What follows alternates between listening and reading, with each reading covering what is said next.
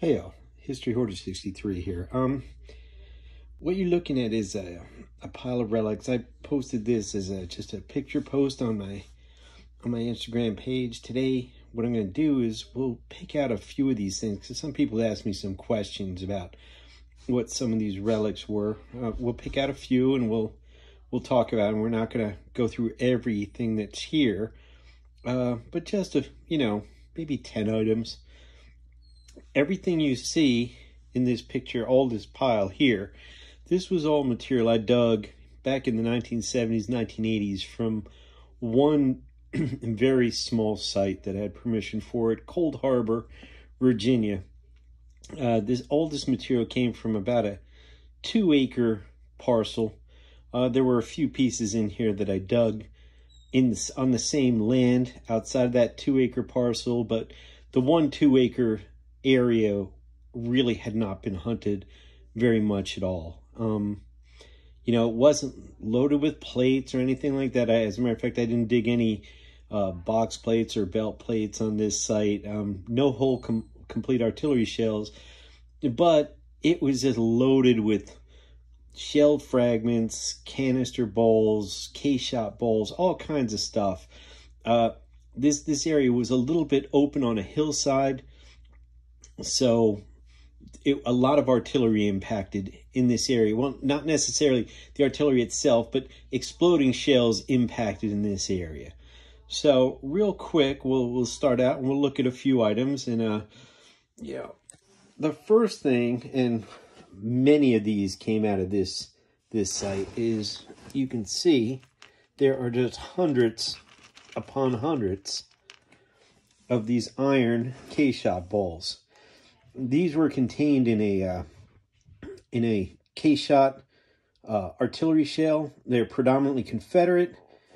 Here's a fragment of a shell that still, you can see some of these iron balls still in this asphalt matrix. And what's kind of cool, and it's a little hard to see here, but right here you can see a slight threaded part. That's not where the fuse was.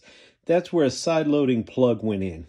And what they did is, in order to make this shell, since normally a K-shot would be made with, you'd cast the shell hollow, then you'd pour in, lead balls and a sulfur matrix. That's how the Union forces did. Then they drill down through the fuse hole, drill a powder chamber in there. Well, the Confederates used a lot of iron K-shot balls, and you couldn't really drill through those. So what they would do is they'd cast the shell, put a wooden dowel through where the powder charge was going to be, and they'd cast a hole in the side of the shell, and they'd load it with these iron balls around where this wooden dowel was, and they'd pour in this asphalt matrix. And once that hardened, they could pull out the wooden dowel, and then you could put powder in, and later on a fuse and stuff like that. That's how they would make it at the arsenal or the armory. But this is a cool fragment. This is a 12-pound, was a 12-pound, 4.62-inch diameter smoothbore projectile. This exact same projectile, this one didn't come from Cold Harbor, but just to show what this would look like, this is a Confederate 4.62-inch shell. There's the lead side loading plug. There's your fuse up on top right there. In addition to the K-shot balls, I mean, they were just everywhere. So, you can see there's quite a few fragments of spherical shot, 4.62-inch spherical shot. There's one with a fuse hole. There's just a lot of pieces of this were in here, just a lot. In addition to that, there were some rifled artillery shell projectiles that exploded here. We have some pieces of, let's take a quick look, see if there's anything distinctive. Over here, let's see, this is a part of a 3-inch Confederate reed shell. You can see that borelette right there. That's very distinctive. Here's the type of shell that would have been before it detonated. You can see the raised rings on the exterior of the shell. What else do we have here? We have part of a base to a federal dire shell. At one time, they used to call these Burtons, and they thought they were Confederate, but they're actually federal. I have a Burton shell here that was dug at Fredericksburg. Doesn't have the sabot on it, but this is the type of shell that would have been fired. That sabot would have sat at the bottom of the shell like so. Would have sat right there. From some of the rifle shells, dug quite a few of these Parrott fuses. These are the zinc Parrott time fuses for the U.S. Parrott shell. I have a segmented one. You can see this is not a very good example, but this is a Parrott shell that was cut in half. This fuse, or a longer version, would have sat right up in there.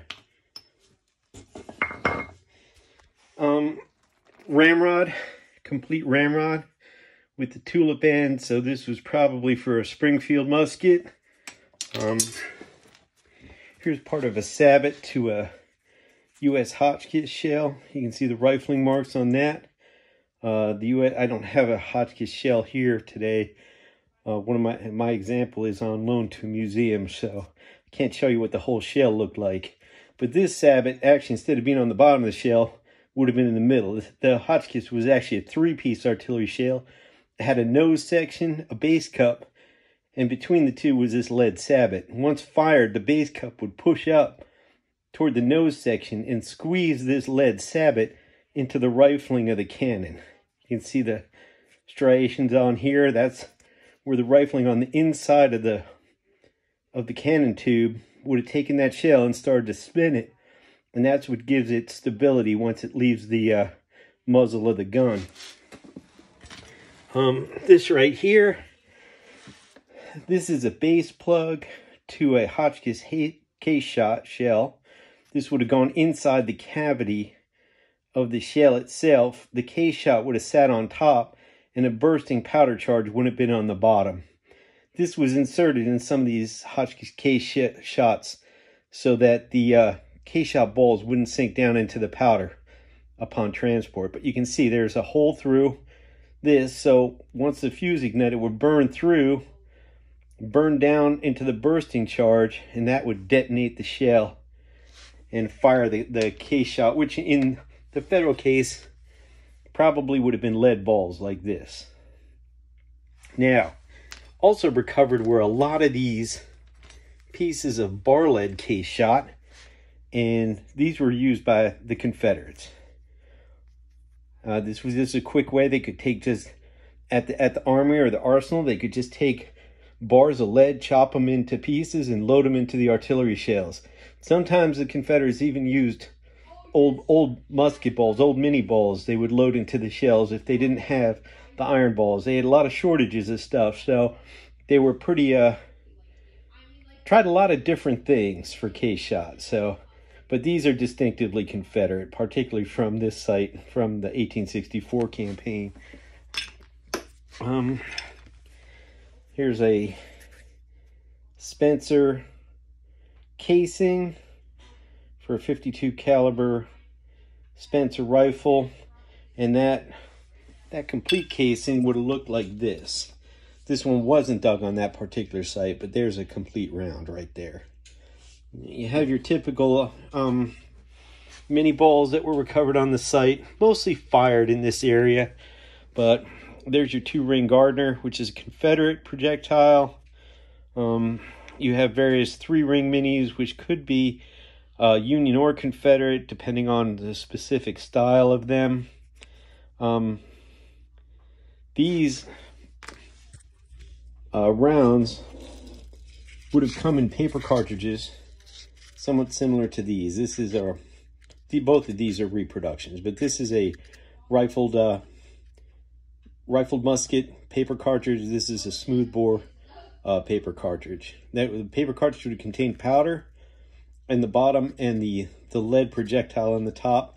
Soldier would have torn this off, this paper tab off, poured the gunpowder down the barrel of the musket, then ran the projectile down on top of it.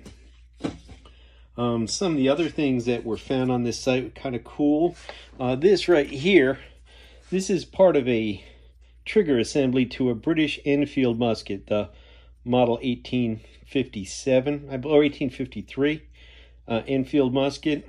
I have a reproduction one here, and I'll show you exactly where this piece went, if you can see. Bear with me for a second.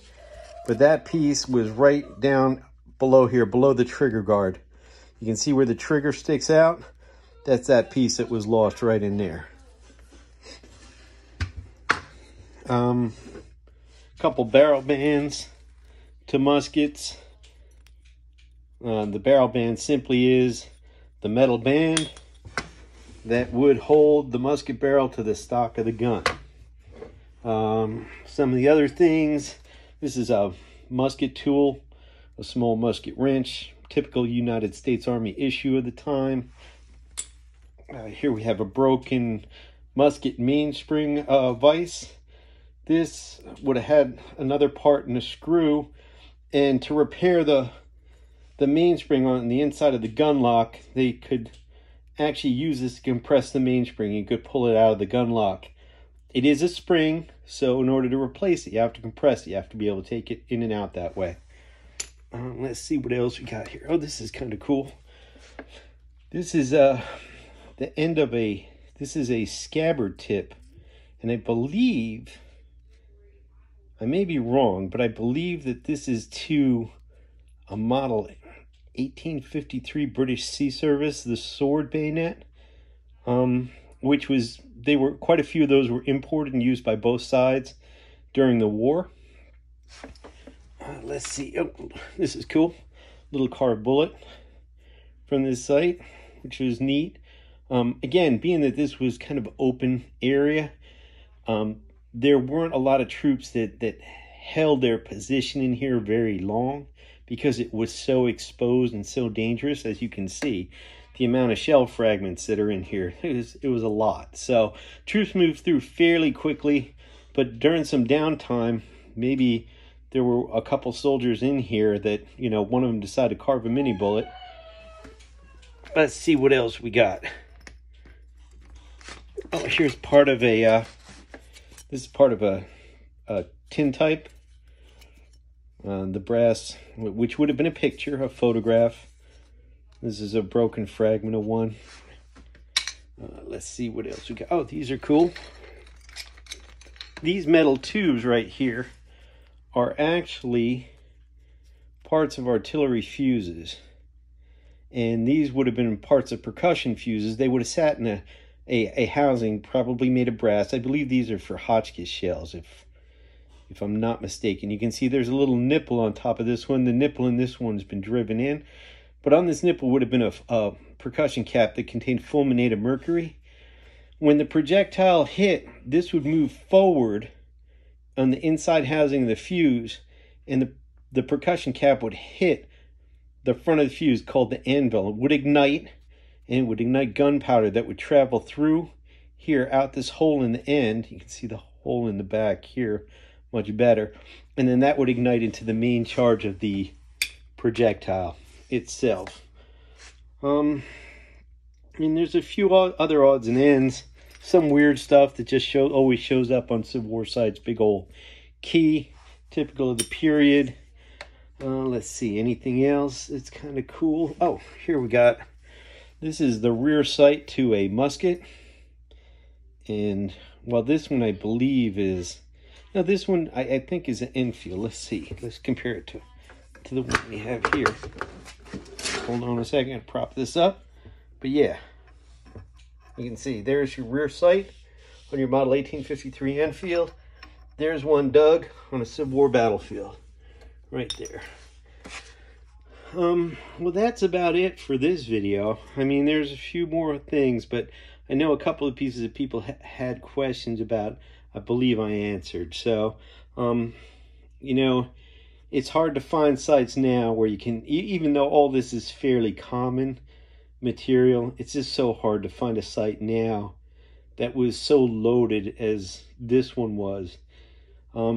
It was just a lot of fun to dig here. Again, nothing spectacular came out of this site, but it was a place that you could always dig a lot of stuff up until the end. when they finally put some houses on there. But it was just great.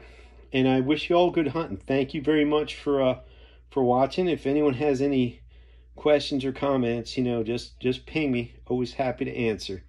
All right, take care. And again, thanks for watching.